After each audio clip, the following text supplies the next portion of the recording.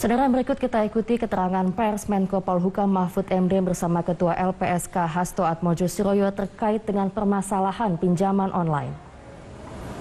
Lanjuti apa yang sudah diumumkan, yakni melakukan tindakan tegas terhadap pelaku-pelaku tindakan ilegal dan tindak pidana lain yang terkait dengan pinjaman online ilegal atau pinjol ilegal. Alasan-alasan hukum sudah kita rumuskan, sudah kita tetapkan. Nanti biar perdebatannya di dalam proses hukum, karena tentu ada yang setuju, ada yang tidak. Tapi pemerintah ingin hadir menyelamatkan rakyat dari tindakan pemerasan maupun pengancaman. Secara perdata, kami sementara ini menganggap itu tidak memenuhi syarat, karena syarat, terutama syarat subjektifnya ada sebab yang halal. Kemudian yang kedua, secara pidana sudah ada beberapa alternatif seperti kita kemukakan kemarin. Kemungkinan undang-undang ITE, di undang-undang ITE itu bisa ada pasal 27, pasal 29, pasal 32. Nah, yang pasal 27 itu misalnya penyebaran foto-foto tidak senonoh, foto-foto porno yang sebar untuk mengancam orang agar malu. Dan itu banyak yang kasus gitu. Nanti semuanya akan terus ditindaklanjuti. Kemudian para korban supaya berani melapor, polisi akan memberikan perlindungan. Pun kalau nanti terkait dengan perlindungan yang lebih spesifik, bisa dilakukan oleh lembaga perlindungan saksi dan korban yang semuanya itu disediakan sebagai instrumen undang-undang. Itu saja pengantar dari saya. Saya mempersilahkan Bapak Kabar Eskrim Komjen Agus Indrianto untuk menyampaikan keterangan atau mengupdate perkembangan tentang apa yang sampai saat ini sudah dilakukan. Terima kasih Pak Kabar Eskrim. Baik, terima kasih rekan-rekan media. Sesuai dengan kesempatan yang diberikan kepada kami oleh Bapak Menko Polhukam, oleh karena itu pada kesempatan ini saya sampaikan perkembangan penanganan kasus pinjaman online ilegal yang dilaksanakan oleh jajaran Polri sesuai dengan instruksi Bapak Presiden melalui Bapak Kapolri. Kita sudah mengungkap 13 kasus dengan 57 tersangka yang tersebar di seluruh wilayah Indonesia. Yang pertama kita mengungkap dari Barreskrim sendiri, kemudian dari Polda Metro, kemudian Polda Jawa Barat, Polda Kalimantan Barat, dan Polda Jawa Tengah. Sementara perkembangan daripada penanganan kasus tersebut kita sedang analisis, kemudian hasil daripada analisis itu akan kita distribusikan kepada seluruh wilayah agar pelaku-pelaku usaha pinjaman online ilegal ini bisa kita tindak sesuai dengan apa yang sudah diputuskan oleh pemerintah. Bahwa memang sebagaimana apa yang disampaikan oleh Bapak Menko Polhukam tadi, bahwa pinjaman online ilegal ini secara objektif dan subjektif tidak memenuhi unsur keperdataan. Artinya kepada mereka tindakan mereka adalah tindakan ilegal, sehingga ini perlu kita lakukan penindakan. Ekses daripada keputusan pemerintah yang menghimbau kepada warga masyarakat yang sudah terlanjur menjadi korban pinjaman online ilegal tersebut, kami jajaran kepolisian tentunya siap untuk memberikan pengamanan.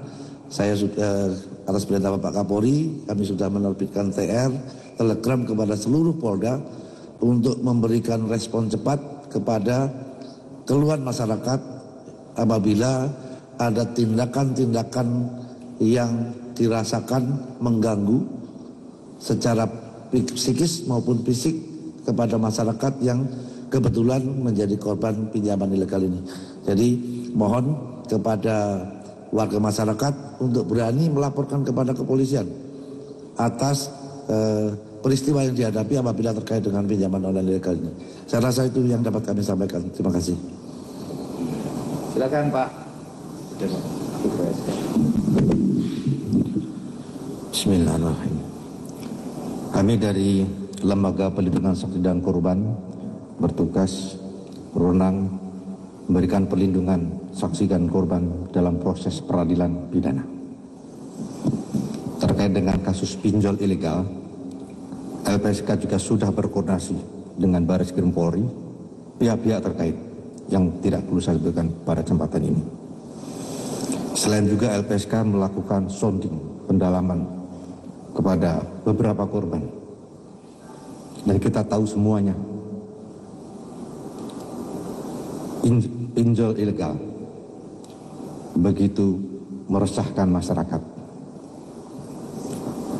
Peminjaman dengan secara cepat, mudah, bunganya sangat tinggi, menjerat. Kami memberikan apresiasi telah dilakukan proses hukum, dan untuk itu LPSK juga siap memberikan perlindungan kepada saksi, korban, pelapor untuk kepentingan proses peradilan, mulai penyidikan sampai nanti di peradilan. Ini penting agar clear dan bagi pelapor atau pemohon merasa aman, tidak takut, dapat menerangkan keterangan yang sebenar-benarnya. Sekali lagi, LPSK siap memberikan perlindungan kepada saksi, pelapor, maupun korban. Dan untuk itu, jangan ragu-ragu juga mengajukan permohonan perlindungan kepada LPSK. Bagaimana teknisnya? Mudah.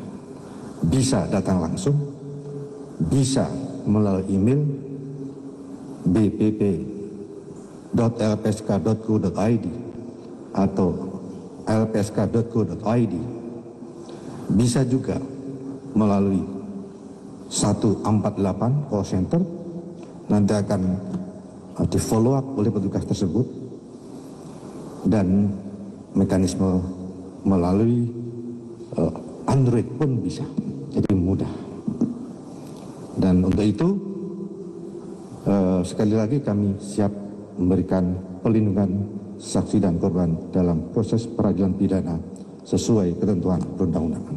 Terima kasih. Assalamualaikum warahmatullahi wabarakatuh. Baik, saudara, terima kasih. Tidak ada tanya jawab, itu informasi update. Tolong disebarluaskan siapa yang menjadi korban dan masih diteror. Jangan takut untuk menyampaikan laporan, menyampaikan informasi kepolisian. Saya tahu Polri sangat proaktif, tetapi kalau masih ada yang terlewat, silahkan lapor. Proaktif artinya udah banyak sekali laporan-laporan. Bahkan kepada saya itu ada juga laporan, misalnya ada orang meninggal karena itu, tetapi tetap keluarganya itu diteror, disuruh bayar karena pinjam hanya uang 1.200.000, lalu naik terus, lalu meninggal bunuh diri, keluarganya yang nengok diteror. Tapi ini memang tidak diberitakan karena memang dia dirahasiakan, karena kepada orang tuanya di kampung dibilang meninggal karena sakit perut. Ada yang begini, dan ini ada yang beberapa. Oleh sebab itu tolong disebarluaskan supaya hentikan teror-teror itu. Dan saya kira cukup produktif kerja Polri selama 3-4 hari belakangan ini, sehingga sementara ini kita sudah melihat hasilnya, dan kita akan terus, tidak akan pernah berhenti. Mari Pak, saya dulu.